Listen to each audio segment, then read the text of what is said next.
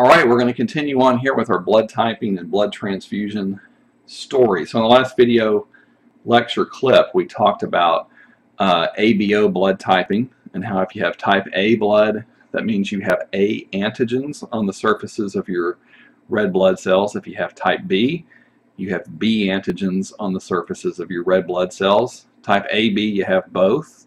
Type O, you have neither one. And then you wind up making antibodies to the things that you don't have. Antibodies are weapons that are made by your immune system that attack things that are foreign to your body. All right, so what about the Rh factor? That's another aspect of blood typing. All right, so if you know somebody who has A positive blood, my stylus is really not cooperating here. A positive versus A negative, for example. What does that mean? The positive and the negative is referring to another cell surface molecule called the Rh factor. All right, so if you are Rh positive, you have these Rh factors on the surfaces of your red blood cells. If you're Rh negative, you do not. Okay? So that means if you're Rh negative, that Rh factor is foreign to you, and so you're going to make antibodies that attack that. If you're Rh positive, Rh negative blood doesn't have anything on its surface. It's kind of like the type O situation. Doesn't have anything for you to attack, so that's not of a particular concern. So when somebody talks about their blood type being positive or negative, they're referring to this Rh factor. If you're Rh positive, you have it. If you're Rh negative, you do not. And that's a completely separate molecule from the A and B type antigens. All right, the good news is, yes, you can make it. Let's say you have Rh negative blood. So this Rh factor, Rh stands for rhesus, by the way, R-H-E-S-U-S, not Reese's like a Reese's peanut butter cup, but rhesus. If you have Rh negative blood, then Rh factor is foreign to you. So if you got transfused with blood that contains the Rh factor on it, it's Rh positive, you're going to make antibodies to that type of blood.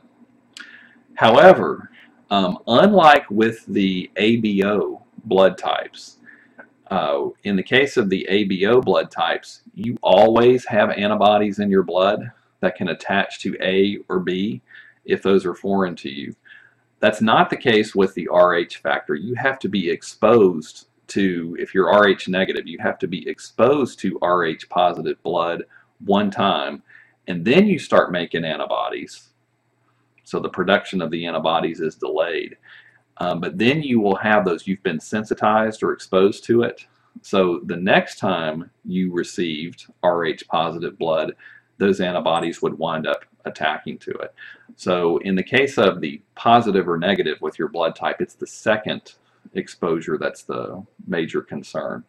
So what that means is, let's say you had A negative blood. In an emergency type situation, you could receive A positive blood once, and you would not likely have a major reaction to it.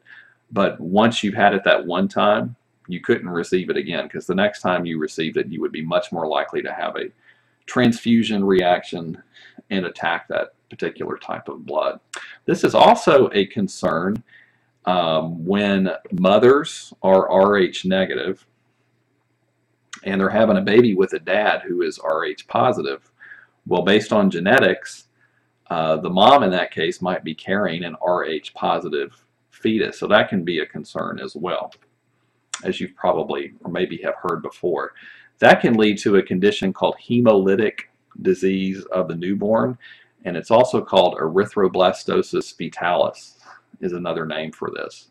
All right, so what happens in this condition, you got an Rh negative mom, Rh positive dad over here.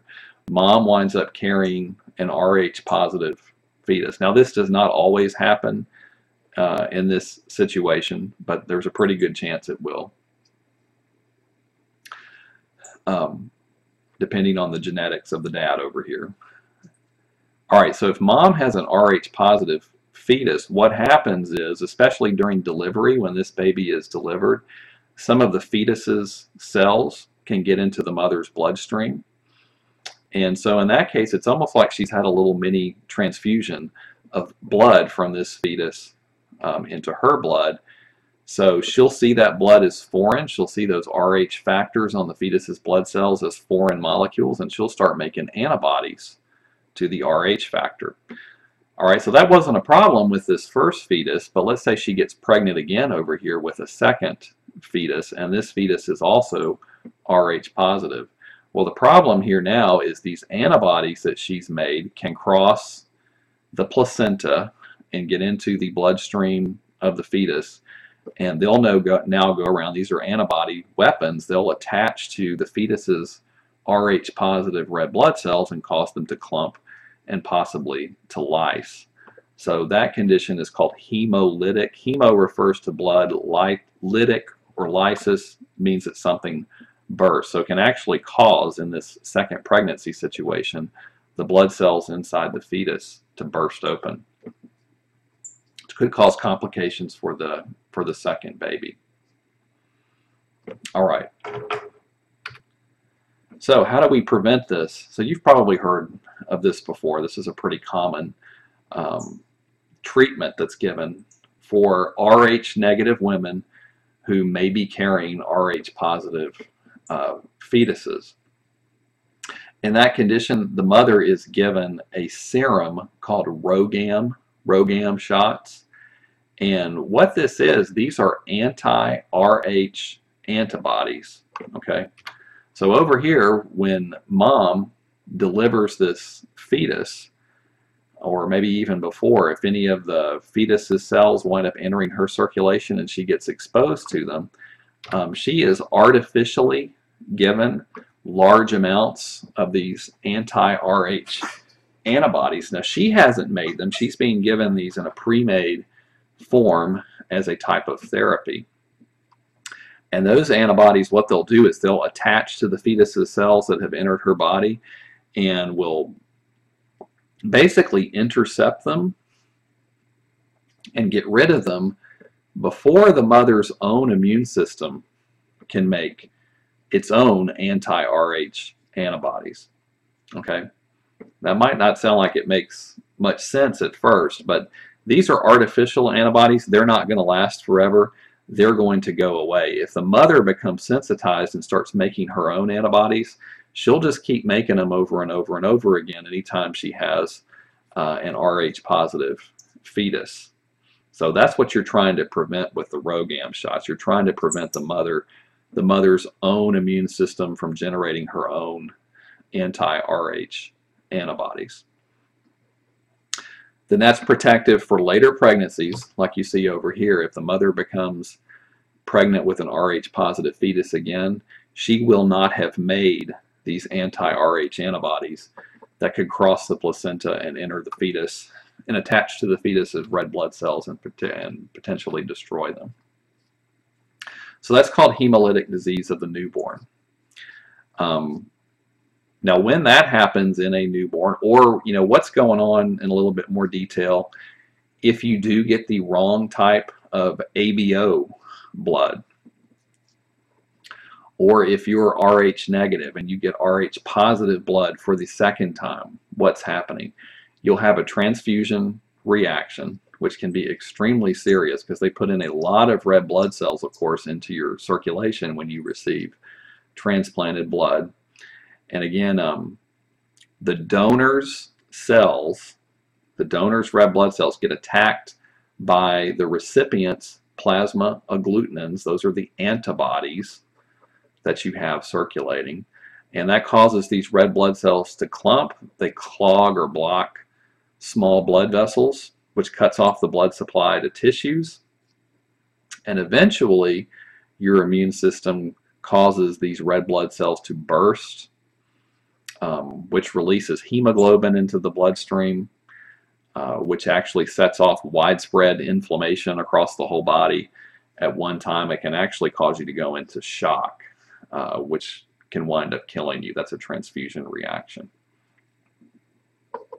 Also, the hemoglobin accumulating in your red blood cells, in your blood vessels, I'm sorry, is bad news. That's toxic for your kidneys as well. And kidneys not functioning can wind up killing you also. So transfusion reactions are pretty serious. All right, the last little lecture clip here for chapter 17. All right, so how do you determine somebody's blood type? Something that's done all the time. And it's a pretty straightforward procedure that actually makes use of these antibodies we've been talking about as tools to help you determine blood type. So we'll talk about that in lecture 17.